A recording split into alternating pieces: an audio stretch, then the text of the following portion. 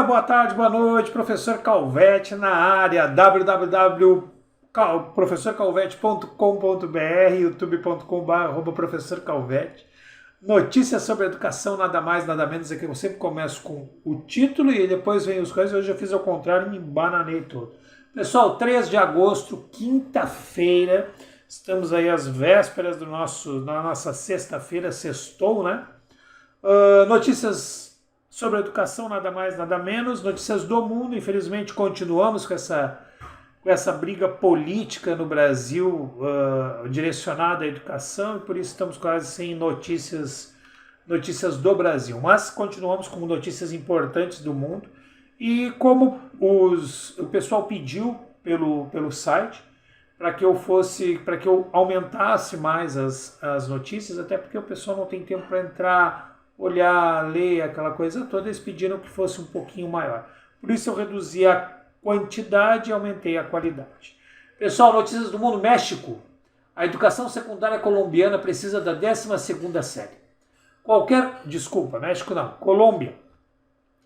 Qualquer reforma para aumentar o acesso, a cobertura, a equidade ou a qualidade do ensino superior deve partir da análise do nível educacional que antecede. No nosso caso, mal denominado ensino médio ou 10º e 11º anos.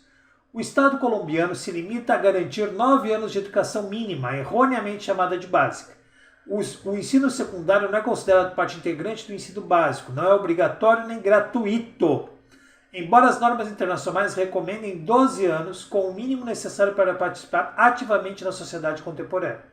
Mas na Colômbia, o acesso ao nível médio depende da capacidade de pagamento das famílias e de alguns municípios que subsidiam alguns alunos da baixa renda, dada a natureza que não é obrigatória do nível secundário.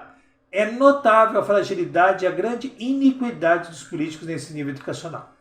Com efeito, em vez de melhorar a qualidade educacional, as políticas atuais aumentam a desigualdade entre os alunos da classe média alta, que recebem formação acadêmica de qualidade adequada para ingressar no ensino superior, e os alunos de baixa renda, para quem o ensino médio se reduz a formá-los para baixos comércios especializados. Uma das tarefas mais importantes do ensino secundário é que então ajudar a construir o sentido da vida de cada aluno num contexto social e laboral complexo, mutável e incerto. Essa lacuna se confirma nos chamados programas de integração com o SENA e a Instituição de Educação Não Formal, agora eufemisticamente chamada Instituição de Educação para o Trabalho e Desenvolvimento Humano. Pessoal, Colômbia, 1º grau, então da primeira série até o 8º ano é gratuito e obrigatório. 1º, 2º, 3º ano, que seria o nosso 2º grau, somente pago. Nenhuma condição da pessoa conseguir sair do primeiro grau e não ter uma preparação do 2º grau para uma universidade. Eu não entrei mais a fundo a questão de como é que funciona, se é o Enem, vestibular antigamente, mas o que me parece é isso, tá? Mesmo que não tenha Enem nem vestibular, você vai chegar na faculdade sem base nenhuma e o 2º grau é importante. Ele te dá essa base, é uma preparação, você sai daquele 1º grau quase infantilizado, né? Passa para um 2º grau onde você tem um pequeno impacto e chega na universidade aquele impacto realmente. E na Colômbia não tem isso. Então, pessoal, o maior motivo de eu trazer essas notícias foi isso. Há uns anos atrás, eu andei fazendo alguns trabalhos, alguns artigos, alguns materiais e comecei a ver essa coisa que não aparece na grande mídia. Por isso que eu trouxe para cá. Tá? La República, Educação e Tecnologia, de onde vamos no mundo? Para onde vamos no mundo?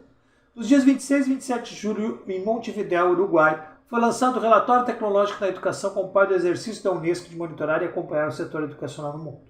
Esse relatório construído para um grupo interdisciplinar liderado por Manos Antonines, diretor da Global Education Monitor, e no mínimo interessante em um momento em que a humanidade é inundada por ferramentas tecnológicas que estão se expandindo rapidamente, sendo absorvidas por cada ser humano nos diferentes continentes do planeta Terra, e que ao mesmo tempo nós que nos dedicamos ao ensino nos questionaremos permanentemente sobre a forma de relevância de introduzir esse tipo de inovação digital na sala de aula.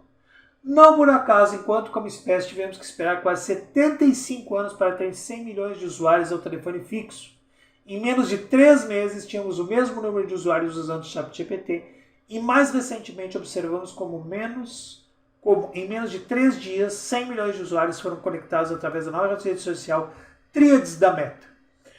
Eu trouxe essa notícia por causa desses números, tá?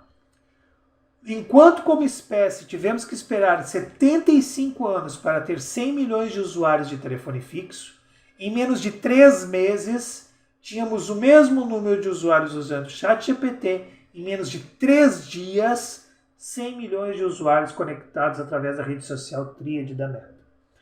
Aí vem a Unesco me dizer que deve ser proibido redes sociais, internet nas salas de aula. Totalmente errado.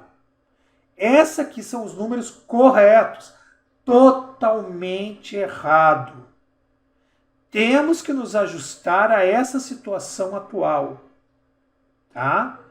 Em 3 dias, conseguimos a mesma quantidade de usuários para uma rede social e que levamos 75 anos para conseguir telefone fixo. Tá? Pensem nisso. Peru, olha a educação nesse 28 de julho. Comemora-se mais um ano do nosso aniversário patriótico.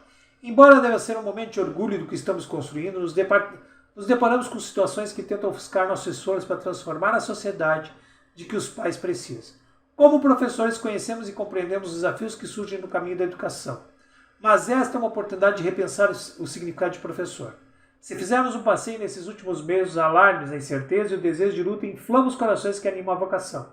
Vivemos a desvalorização social de uma nobre carreira que recebe uma das maiores missões, a formação dos cidadãos de um país. Embora alguns meses tenhamos sido chamados a apostar em uma educação saudável que garanta o ano letivo, grande questão bilha. Esse chamado foi real? Porque se olhamos um pouco mais para o centro, sul e norte, infelizmente vemos que nem todas as crianças e adolescentes têm acesso a uma educação digna. E bem sabemos, não me refiro apenas à infraestrutura. Peru. De 74. Crise na qualidade do ensino pode explicar a recuperação estagnada de aprendizado, segundo o relatório. Mais de 3 anos após o início da pandemia, uma crise na qualidade do ensino pode estar atrasando a recuperação acadêmica, mostram novas pesquisas. Diante da exaustão, escassez de pessoal e interrupções frequentes dos alunos, muitos educadores estão usando métodos e conteúdos desatualizados e ineficazes abaixo do nível da série. De acordo com o relatório divulgado na semana passada pelo Center of Revelation Public Education da Arizona State University, parte de um projeto de pesquisa feito em conjunto para a Rent Head Corporation. Os pesquisadores analisaram a entrevista de 30 líderes, predominantemente superintendentes e diretores acadêmicos, em 5 distritos tradicionais e sistemas charters. Para cobrir ausências em meio à escassez, os professores perderam o período de preparação e oportunidade de colaborar com os colegas, constatou o relatório. Muitos passaram anos sem feedback das observações principais e estão conseguindo taxas mais altas de comportamento desafiador dos alunos. Esses desafios é um mercado de trabalho restrito que depende de educadores em início de carreira que ainda não têm experiência para enfrentá-los e está contribuindo para a crise. Como resultado, os educadores voltaram à estratégia mais antiga e básicas. Por exemplo, os alunos foram solicitados a trabalhar em grupos sem instrução direta do professor, solicitados a usar telas ou tecnologia desnecessariamente e eram frequentemente desligados. Infraestrutura muitas vezes não é o problema e a grande maioria das vezes não é.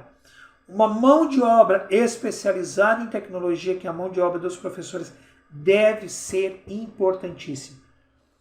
Temos que preparar os professores para essa nova onda, essa nova revolução tecnológica, tá? Eles têm que estar preparados e o governo não está preparando. Nenhum governo. Nós estamos falando aqui dos Estados Unidos.